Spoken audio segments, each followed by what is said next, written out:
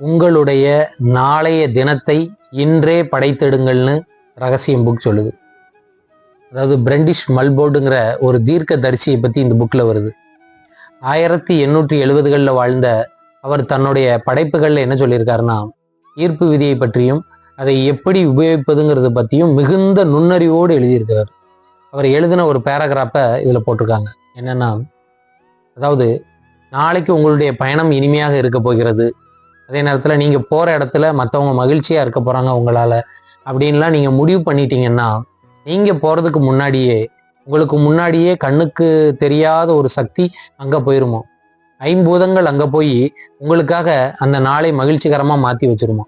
அதே நேரத்தில் நீங்கள் நாளைக்கு போகிற ப்ரோக்ராம் எப்படி இருக்க போதோ அப்படின்னு கவலைப்பட்டாலோ, இல்லை நமக்கு விரும்பாத ஒரு விஷயம் நடக்கும்னு நீங்கள் நினச்சிட்டாலோ, அங்கே தவறாக நடக்கிறதுக்கான வேலையும் கண்ணுக்கு புலப்படாத ஒரு சக்தி போய் செஞ்சிருமோ. ஸோ நல்லதோ கெட்டதோ உங்களுடைய மனநிலையும் உங்களுடைய எண்ணங்களும் தான் அதை உருவாக்குகிறதுன்னு பிரெண்டிஷ் மல்போர்ட் குறிப்பிடுறாரு. அவர் என்ன சொல்றாருன்னா, இன்னைக்கு அடுத்து நீங்க ஒரு வேலை பண்ண போறீங்கன்னா கூட அந்த வேலையை கூட என்ன எப்படிங்கிறத நீங்க முன்னுக்கூட்டி தீர்மானித்தால் ஈர்ப்பு விதி உங்களுக்காக அதை சரியாக செய்யும் அப்படிங்கிறாங்க.